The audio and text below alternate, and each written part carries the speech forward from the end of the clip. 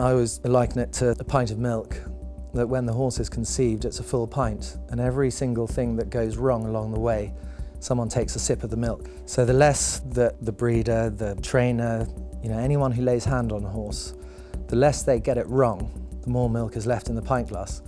It's really down to us to get it wrong as little as possible. Set in the peace and tranquility of the Surrey Hills, Robins Farm is a purpose-built racehorse training operation with its own set of gallops and state-of-the-art facilities.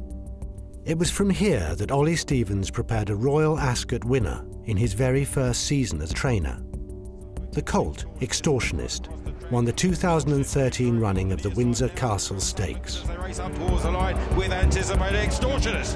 In a group finish, Extortionist. Since its purchase by Sheikh Fahad Al Thani's Pearl Bloodstock, Robins Farm has been the subject of significant investment, which brings benefits for all the horses trained at the yard.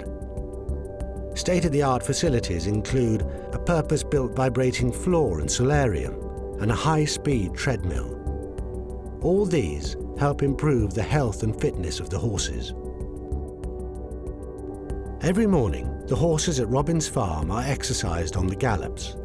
It's the job of the work riders to translate to Olly how well the horses are feeling, so that together, with what the trainer has seen, a suitable training program for each horse can be developed. You're just gradually building up a lot of time watching each horse as each season goes on. And by the time you're training a 5-year-old, you've been watching it since it was a yearling. You've seen little personality traits, things that you've had to manage along the way. And as competitive as horse racing is the world over, every little marginal gain, everything you can make a little bit safer, it all helps. On the whole, you'd like to think if you had a horse good enough to go to Ascot, you've probably worked out a routine that works for that animal.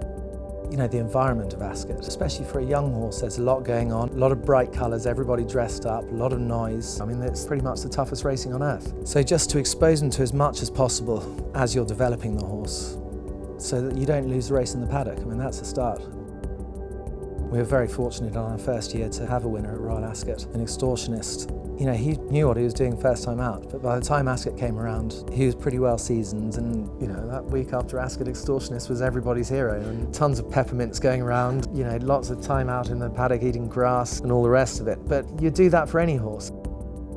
That's the real pleasure in it, is seeing something that you really like and really pleases you in the morning. If you can keep that going, for it to happen in the afternoon as well at the races, that's what you live for.